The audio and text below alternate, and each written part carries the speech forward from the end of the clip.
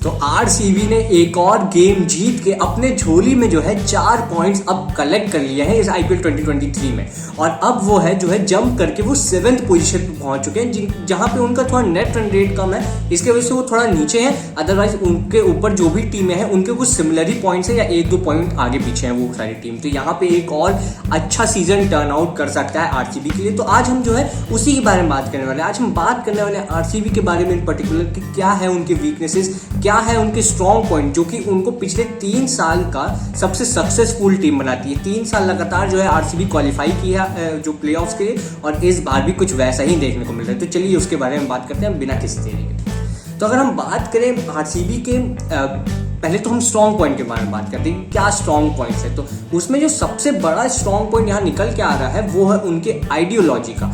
उनकी जो आइडियोलॉजी है, इस समय आरसीबी का फैन हो या आईपीएल का कोई फैन हो, उनको बिल्कुल समझ आ रहा है, क्रिस्टल क्लियर है कि इस समय आरसीबी करने क्या चाह रही है, क्या करना चाहती है आरसीबी, कैसे वो गेम शुरू करना चाहती है। ये चीज़ बिल्कुल समझ में आ रहा है। और अगर ये एक फैन को समझ में आ रहा है, किसी या कोई आईपीएल को कोई भी फैन है, किसी भी टीम का फैन है, अगर उसको ये चीज़ समझ में आ रहा है, तो इसका ये भी मतलब है कि जो प्लेयर उस टीम में है ना, उसको भी अपना रोल बहुत अच्छे से पता है कि अगर मैं इस पोजीशन पे आ रहा हूँ बैटिंग करने, तो मुझे कैसे बैटिंग करनी है। अगर मैं इस ओवर में बॉलिंग कर रहा हूँ तो मुझे पता है कि मैं कैसे बॉलिंग करूंगा। और ये बहुत बड़ी खासियत बन के इस समय इस टीम की आ रही है। अगर मैं फिर भी बात करूं कि कैसे ये सेटअप कर रहे हैं खुद को, कैसी स्ट्रैटेजी है इनकी, तो इनकी स्ट्रैटेजी सिंपल सी है। आपको एक अच्छा ऊपर बेस सेटअप चाहिए, जहां पे फाफ डू प्लेसी और विराट कोहली कंसिस्टेंटली बैटिंग करेंगे।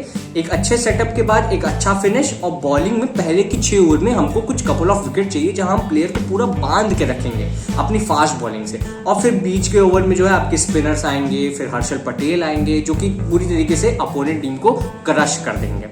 तो ये बहुत बड़ी जो है इनके एक सेटअप इस तरीके से बनी, और इनके पास प्लेयर्स एग्जैक्टली वही हैं जो कि इस सेटअप को फिट करते हैं। अगर आप देखें इनके ओपनिंग पेयर इनका इतना ज़्यादा इंपॉर्टेंट है, लाइक इनका जो शुरुआत है वही उस पर टिका हुआ है, उनका बेस उस पर टिका है। और उस सेटअप में सबसे ज़्यादा फिट होने वाले 2 प्लेयर अगर आप लेंगे इस जगत में, तो वो 2 प्लेयर ज़रूर से ही फाफ डू प्लेसी और विराट कोहली होंगे, जो कि फिटनेस में बिल्कुल टॉप नॉच है और बैटिंग कंसिस्टेंटली कर रहे हैं। 8-9 ओवर 10 ओवर तक वो उस पारी को लेके जा रहे हैं, ताकि बीच में ज़्यादा दिक्कत ना पड़े। और फिर जो आपके मैक्सवेल जैसे प्लेयर जो है आके उस पारी को फिनिश कर ले रहे हैं। कभी कभी ऐसा हो रहा है कि विराट कोहली या फाफ डू प्लेसी एंड तक बैटिंग कर ले जा रहे हैं। तो इनका ये जो टॉप पेयर बैठ गया है ना इस समय सेटअप में, वो इनक्रेडिबल पेयर है, और वो पेयर इस समय आरसीबी को सब नींव प्रोवाइड करके जो है पहुंचा रहा है। अगर हम इनके दूसरे या तीसरे पॉइंट की अगर हम बात करें, तो ये उनका बॉलिंग का सेटअप है। जिस तरीके की बॉलर्स हैं इनके पास, हर्षल पटेल, मोहम्मद सिराज, अब तो वनिंदु हसरंगा भी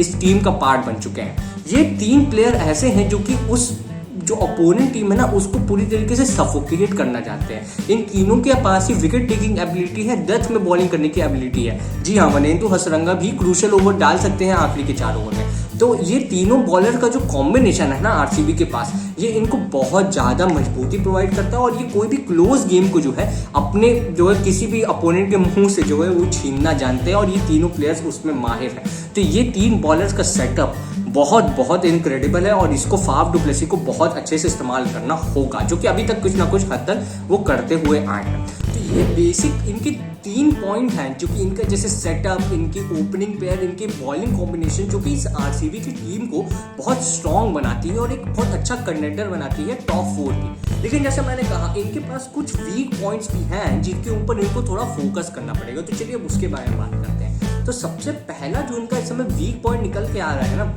वो है इनके मिडिल ऑर्डर। अभी मैंने बात की कि बहुत अच्छी ओपनिंग पेयर है इनके पास, सब कुछ अच्छा परफॉर्म करे, लेकिन जैसे ही वो ओपनिंग पेयर कहीं ना कहीं खत्म हो जाती है, जैसे ही उनका विकेट ले लिया जाता है, इनके पास कोई फिनिशर नहीं है जो कि इस समय अच्छा जो है परफॉर्म करे। पिछली बार दिनेश कार्तिक थे, जो कि बहुत इनक्रेडिबल फॉर्म में थे, और आखिर के 4 ओवर में तो उन्होंने तोड़ फोड़ मचा रखी थी। लेकिन अब उनका क्योंकि फॉर्म खत्म हो गया है, तो उसे वो कह रहा है कि अब मैक्सवेल को बहुत डीप ले आके खिलाया जा रहा है, लाइक चौथे पोजीशन में उसको खिलाया जा रहा है। इससे वो कह रहा है कि मैक्सवेल जैसे कैलिबर के प्लेयर को उतना ओवर नहीं मिल रहा कि वो अपने पोटेंशियल के हिसाब से पूरा गेम खेले। Like for me I think Maxwell को 10 ओवर अगर 10 ओवर बचे हैं और उसमें अगर कोई प्लेयर आउट हो, तो आपको मैक्सवेल को भेज देना चाहिए। कम से कम उनको 10 ओवर तो खेलना ही चाहिए। लेकिन जिस तरीके का यहाँ सेटअप बन चुका है ना इस समय आरसीबी का, वो हो ऐसा रहा है कि वो मैक्सवेल को और डीप में ले जाना चाहते हैं, क्योंकि वो चाहते हैं कि मैक्सवेल जो है फिनिश करे हो। लेकिन मैक्सवेल कोई फिनिशर नहीं है,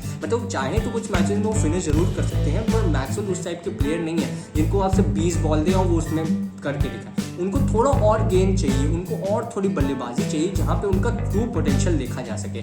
तो फिनिशर वाला जो एरिया है, मिडिल ऑर्डर जो एरिया है, जो कि बहुत इस समय यंग है इनका, वहाँ पे इनको थोड़ा सा फोकस करने की ज़रूरत है। जहाँ पे लोमरोर जैसे प्लेयर आ रहे हैं, जहाँ पे आपके अनुज रावत जैसे प्लेयर आ रहे हैं, वो पोजीशन पे इस समय आरसीबी को और फोकस करने की ज़रूरत है और उनके प्लेयर्स को और स्टेप अप करने की ज़रूरत है, ताकि किसी भी दिन किसी भी तरीके का कोलैप्स इस टीम में ना देखने को मिले। तो अभी हमने बात कर ली एक दिक्कत की, लेकिन अब दूसरे पॉइंट पे अगर हम आगे बढ़े तो दूसरे पॉइंट पे मैंने ये तो बात की कि इनके पास बॉलर के कॉम्बिनेशन बहुत ज़्यादा अच्छे हैं, लेकिन क्या ये बॉलर्स परफॉर्म कर रहे हैं, क्या ये फॉर्म में भी हैं? इसका आंसर है नहीं।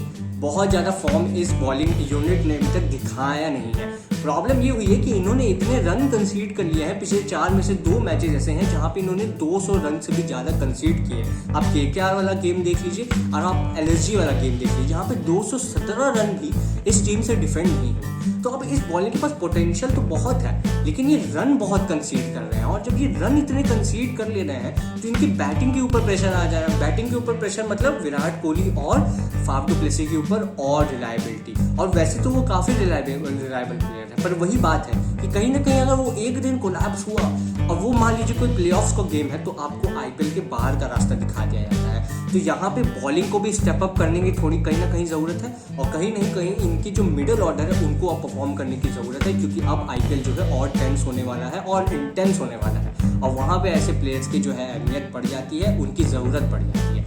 तो यही है ओवरऑल आरसीबी की समरी। बहुत स्ट्रॉन्ग लग रही है टीम, लेकिन कुछ अगर पॉइंट्स पे ध्यान दे तो ये जो है इस बार अच्छे आईपीएल के टॉप 4 कंटेंडर्स और आईपीएल जीतने के कंटेंडर वापस से बन सकते हैं। मैं मिलता हूँ आपसे अगली वीडियो में, तब तक के लिए।